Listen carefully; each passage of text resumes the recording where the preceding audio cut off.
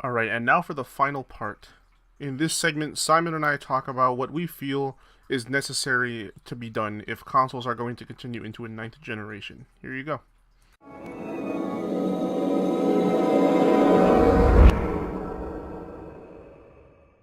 $400 PC. What more do I even have to say? I just built myself a $2,400 PC. It was the okay. Simon helped. Mostly didn't.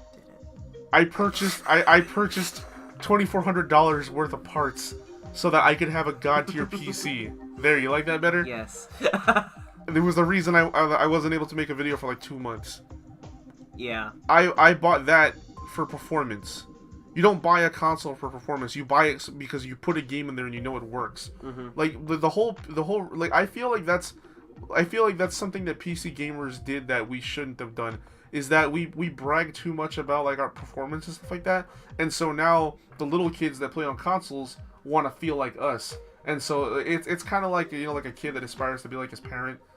The only validity in that claim is when you look at the Legend of Zelda on the Wii U versus the Switch. I keep wanting to call it the NX, but yes, the Wii U versus the Switch. That's the only validity they have in the power thing. But this is a next gen console. This next gen console is on the same generation as the Xbox One and the PS4, and will be running the same games at the same quality. Whether it's just as powerful, more powerful, slightly less powerful, the numbers that everyone's talking about are not relevant in the main spectrum, because all of these games made for it are going to be made to run on those. Okay, you know what's my favorite complaint I saw? Yesterday, it was just yesterday, I saw someone talking about how Breath of the Wild is only running at like 900p 30 FPS on the Switch version, on the TV. And they were like, oh, and by the way, because I already know you're going to say it, I don't want to hear anything about how there's a lot of Xbox One games that run at 900p 30 FPS too, because at the end of the day, the Xbox One is still more powerful. And I'm just sitting here like... This doesn't matter. I'm literally sitting here, I'm like, if the games still run at 900p 30 FPS, it doesn't matter how powerful the thing is. I don't care if it has like a GTX 1080 like Ti in there. If it's still running the game at 900p 30 FPS, it doesn't matter if it's more powerful, because the end result's still going to look the same. See, that's why I wish more PC gamers would look at console gaming like I do, where I didn't feel deterred from getting consoles because I have a super powerful PC. If anything, console specs don't matter. Well, okay, they should matter to anyone, but they don't matter anymore to me at all, because they're all weaker than what I have, so why care about how weak one is compared to the other? And here's the it's like looking at like a pile of like turds and saying which of these turds is more attractive. It doesn't matter. And here's the biggest thing about it. People complain about the power of it.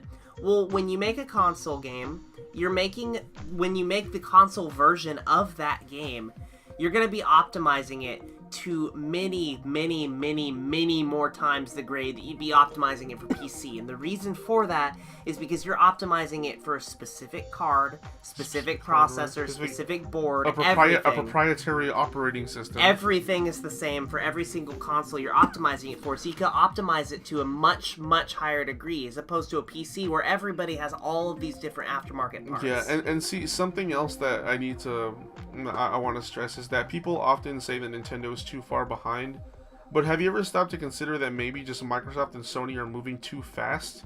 Like, because I could not believe when I heard this. You've heard the whole debacle about the what is it, the Xbox Scorpio, and how Microsoft promised it would just be like it would be the PS4 Pro to the PlayStation 4, but for Microsoft. And they said it would be the most powerful console ever built. The instant they said that, I was like, okay, there's no way they're going to stick with this. Eventually, they're going to start making exclusive games.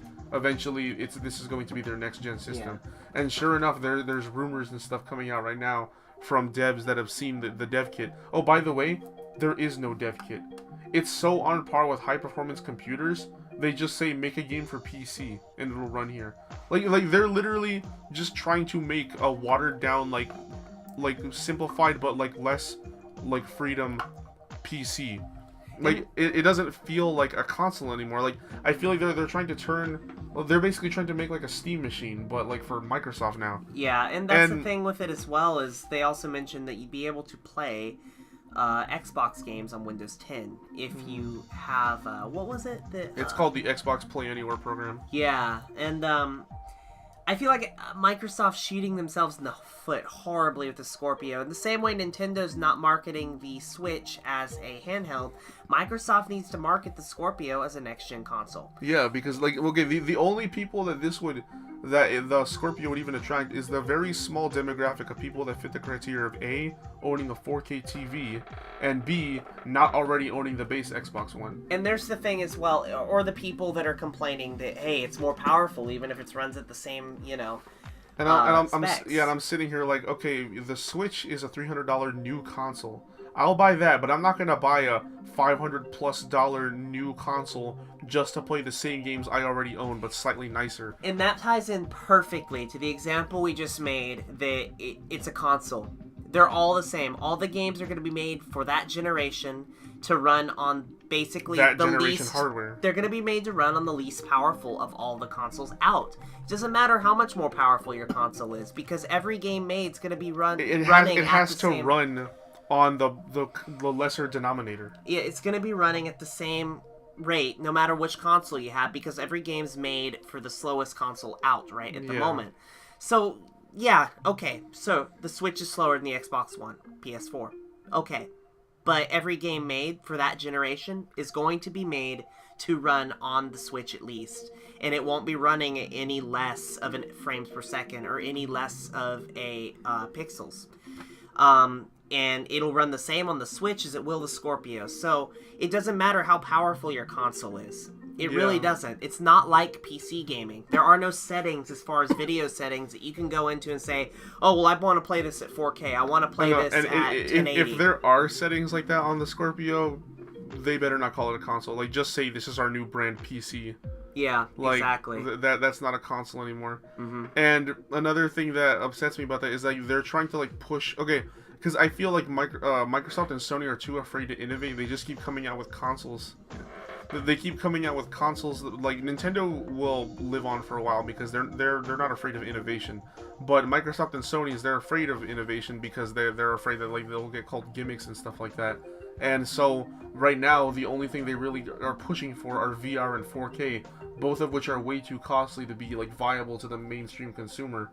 And I feel like that's going to hurt them in the long run, especially because video games are more expensive to make nowadays than they've ever had before.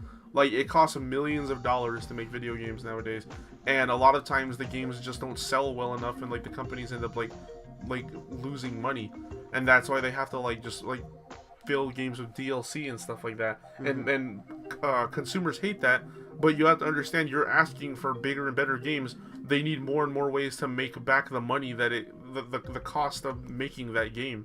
Mm-hmm. And I feel like eventually we're gonna hit another video game market crash like we did in the 80s, and all that's gonna be left, Nintendo will be fine because they're not the problem, but Microsoft and Sony they're gonna have to revise what they're doing now, and they're gonna have to like take a step back and realize, okay, we're moving way too fast. We need to let people know we need to calm down with this. Yeah, we're going kind of off topic here. Like, we kind of like went from Switch to like the video game industry as a whole, but that's fine because I was actually going to make a video covering this subject later, so now we just killed two birds with one stone. Considering this is an hour-long video, it's probably perfect we did that anyways. Yeah. So, yeah, but that being said, that's pretty much all that I had to say on the subject. Do you have any last thing that you want to add? I suppose the last thing I want to add just kind of ties into the video game industry. As you just said, the market crash. I really do think that it has come to a point where Sony and Microsoft need to start considering the fact that they need to diverge consoles further from PC, not closer. Because I, as a PC gamer, Luther is a PC gamer, many other PC gamers out there are of the same opinion, and many people thinking of going to PC. Why would I get a console when I could just build a PC that will last me twice as long as this generation and play all the games better and more efficiently than a console would? And not to mention the fact that just last year alone, the numbers came in and PC gaming is bigger than ever. It's more affordable than ever. You can build like an Xbox One tier console for like $300. Mm-hmm. And not to mention the fact that last year, I think it was like $60 billion in PC trading was due to PC parts. And there's several reasons for that. One, it'll last twice as long. 2, all the games coming out for it will always be for your console, quote, PC, whatever you want to call it. It's always going to be able to run on there. Whether you have a strong enough system or not, well, that's debatable, but it will always be coming out for that. You're never going to have your game come out and say, oh, well, this is for, for example, on the PS4. It'd be like, oh, this is for the PS4 and you have a PS3. You'll never have that issue. And 3, free online. That is probably the biggest thing, is the free online for any game. You've got, whether you play your games through Origin, through Steam, or just through old-fashioned discs, if anybody still does that, your online's going to be free.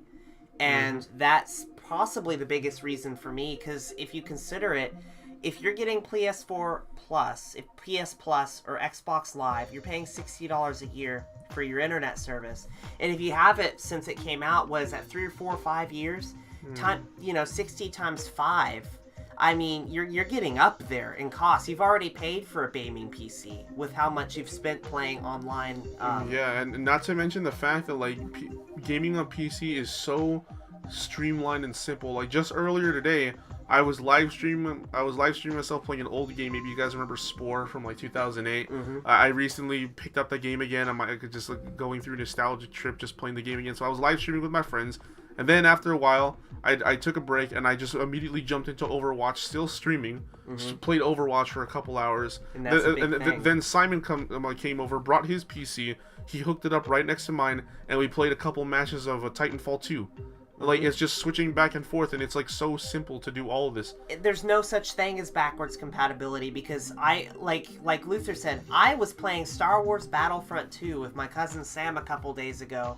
And you can still get the internet to work on that. There's still online matches. Yeah, and that game is how old? That game came out in 2005. God damn. Game is 12 years old. Actually, 04. I think the end of 04. The game is almost 13 years old. Yeah. And it's still, I mean, yeah, the GameSpy servers are down, but you can use programs to still find servers up on Battlefront 2. Call of Duty 1 still has a huge following. The original Call of Duty came out 17 years ago, and it's still got a bunch of full servers online. People still play it. You don't have to go and dig up some fossil of a console so you can play your favorite childhood game, and that's possibly my favorite thing about PC. Yeah. But completely off topic, diverged from my original point, is that consoles need to have been getting closer to PC, and PC has become more popular. If there's any trend here, it's that consoles need to diverge from PC.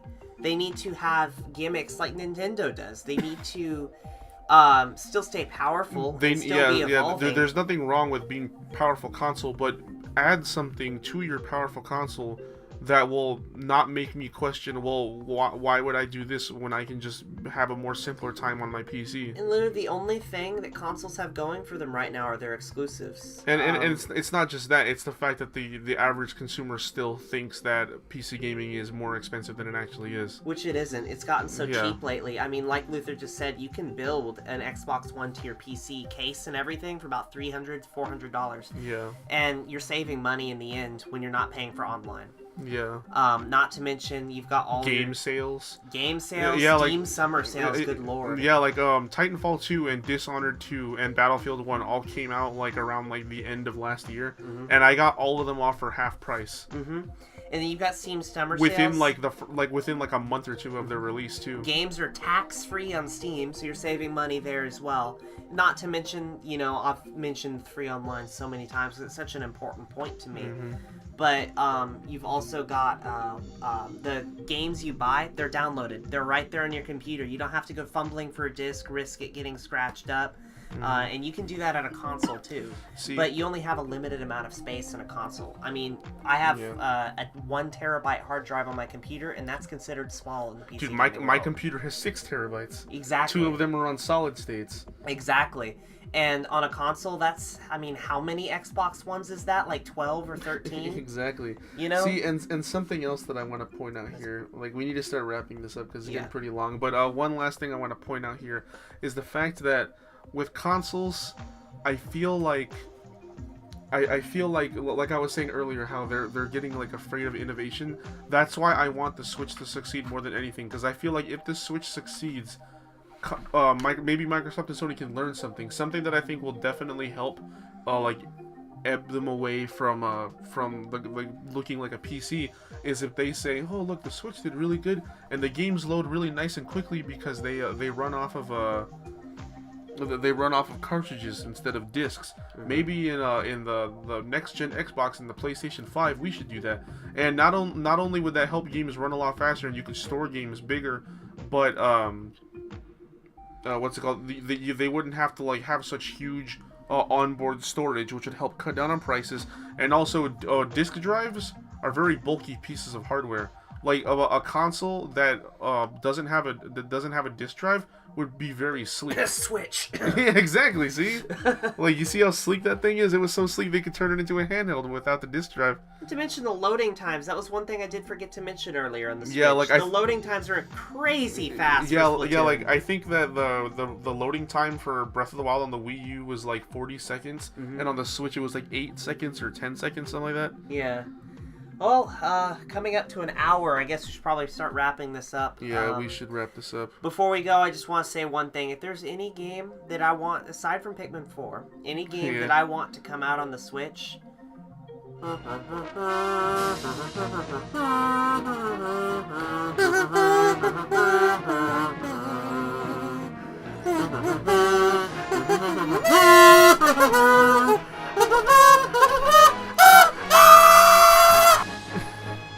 And there you go, guys. Thank you so much for listening to this conversation. And tomorrow, or in a few hours in my case, is the day where we will finally be getting our Nintendo Switches. So I hope all of y'all were able to get pre-orders in.